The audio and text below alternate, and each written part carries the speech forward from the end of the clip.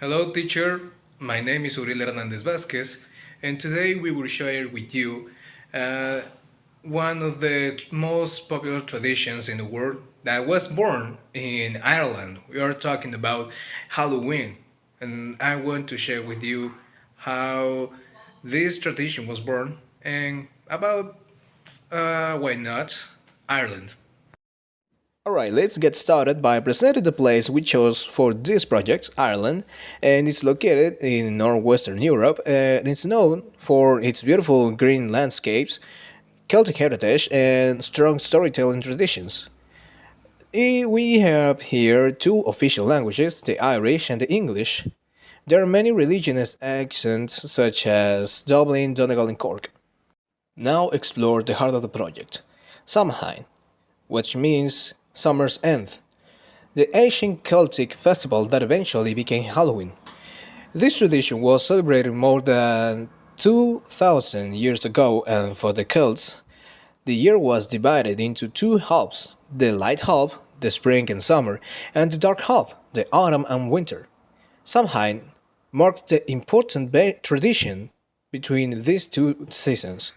The Celts believed that during this night the boundary between the living and the dead became very thin, meaning spirits could cross into the human world. Some spirits brought messages, but others could cause mischief or harm. This belief gave birth to many traditions we still follow today, like the bonfires. One of the most important Samhain customs was lighting huge bonfires on top of the hills. Custom and disguises. This is one of the essential traditions, and it was wearing customs, but not for fun. People dressed in animal skins, masks, or dark clothing to confuse the spirits to make them believe humans were one of them. And this is the origin of the modern Halloween costumes. Because the Samhain marked the beginning of a new cycle, it was also a time for fortune telling, and people use apples, nuts, or fire to predict the marriage, the luck, the health, and even the success of the harvest. For example, nuts thrown into the fire were used to predict relationships, and apple rituals symbolized love and destiny. The jack-o'-lantern, this is an Irish creation, one of the most iconic symbols of Halloween, the jack-o'-lantern. Wasn't originally made from pumpkins. In ancient Ireland, people carved some turnips and sometimes large beets. Then they cut scary faces into them and placed candles inside to protect their homes from wandering spirits. This tradition comes from the legend of Stingy Jack, a man who tricked the devil and was condemned to wander the earth forever with only a burning coal inside of carved turnip of light to light his way. When Irish immigrants moved to America, they discovered that pumpkins were bigger and easier to carve, and that's how the modern pumpkin jack-o'-lantern became popular. Samhain was not only spiritual, it was also a time of community. As the days grew darker and colder, families gathered indoors to share food and stories.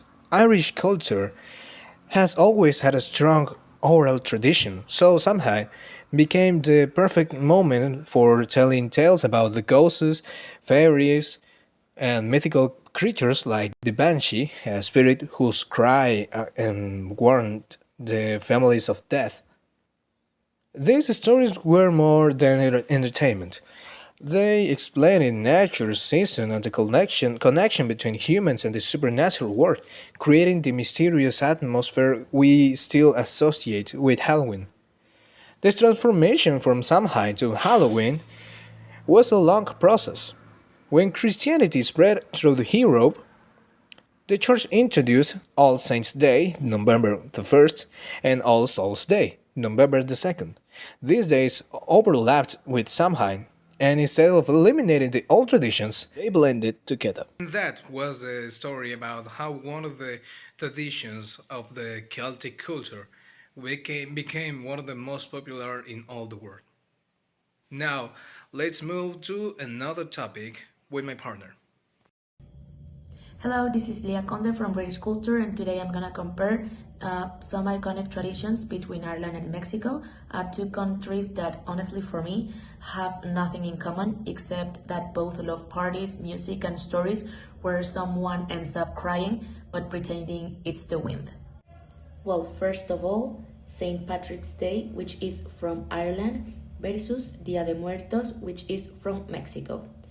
Well, St. Patrick's Day is the day when the whole country turns green, literally.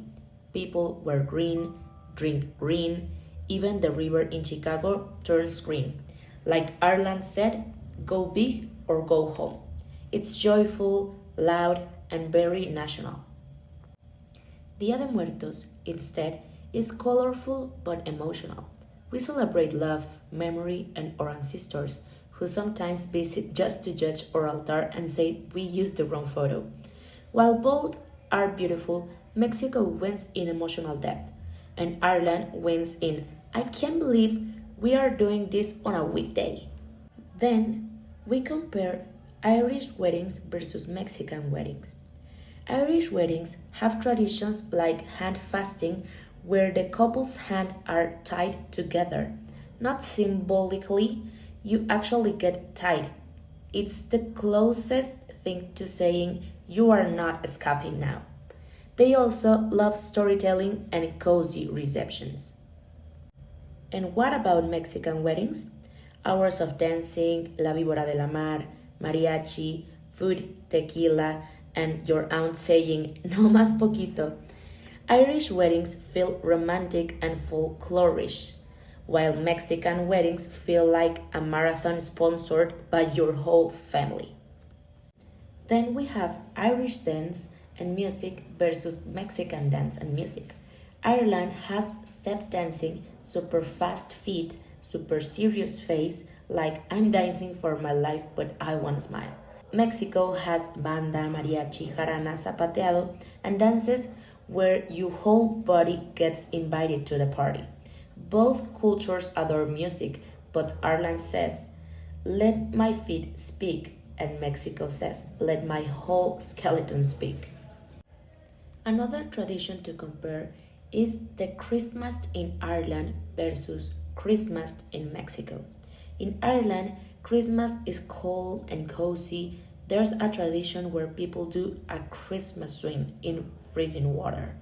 Mexico's scene that are like, ¿y eso para qué? Mexico has posadas, piñatas, ponche, villancicos, and at least one tío yelling, dale, dale. Irish Christmas means warm family moment, while Mexican Christmas means warm family moment plus possibly getting hit by a piñata stick.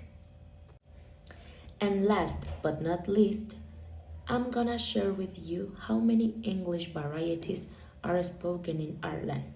Let's talk accents because Ireland has more accents than I have moods on a Monday.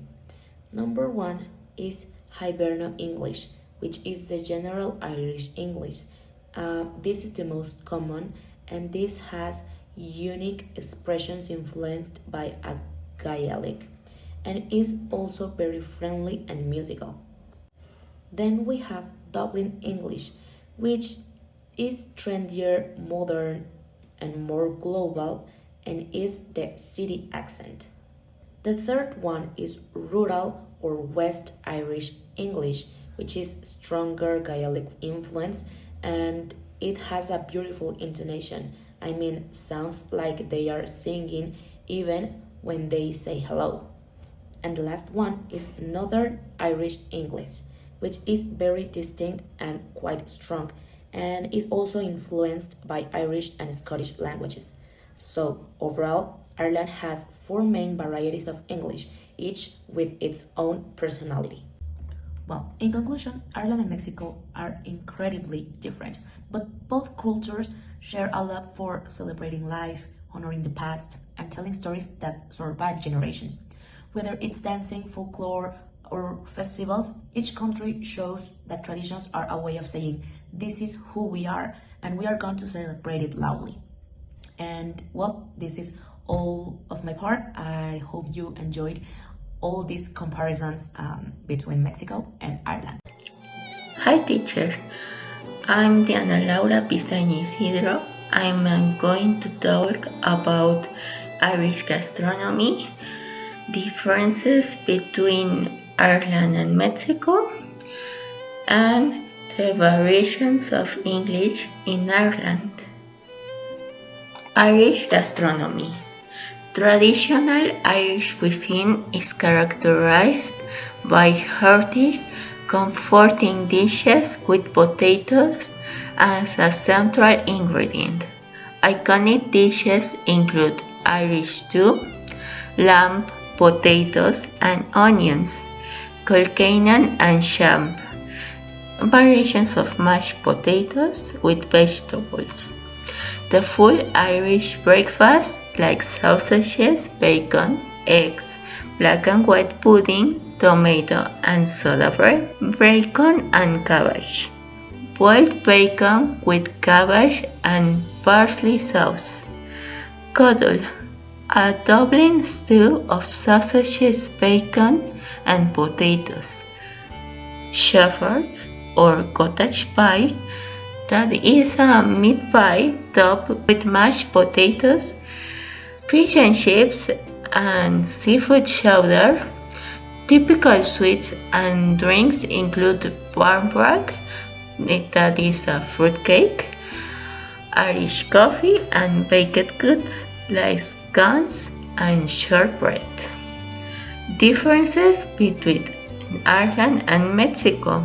Ireland stands out for its Celtic heritage, pub life, simple cuisine, a friendly but reserved society, and a strong religious influence. Mexico, in contrast, has indigenous and Spanish foods, a vibrant and varied cuisine, strong family ties, and unique traditions. Regarding language, Ireland primarily speaks English and some Irish or Gaelic, while Mexico's main language is Spanish with many indigenous languages. Historically, Ireland has Celtic origins and a British colonial past, while Mexico has pre-Hispanic civilizations and Spanish colonization. Economically, Ireland has an advanced technology and service sector with a high cost of living, while Mexico has a growing economy, greater informality, and a lower cost of living. Variations of English in Ireland. The English spoken in Ireland, Hiberno English, incorporates words and grammatical structures from Irish, such as the use of after for recent past actions, like I'm after eating. There are regional accent differences, like Ulster in the north is influenced by Scottish English and has distinctive pronunciations. Dublin has unique urban features. The west and south have softer accents with clear Gaelic influence. Phonetic features include the pronunciation of R after vowels and the replacement of TH with T or D. The vocabulary includes borrowing like slang, cheers, and unique phrases such as "What's the crack?" that means "What's happening?" Thank you.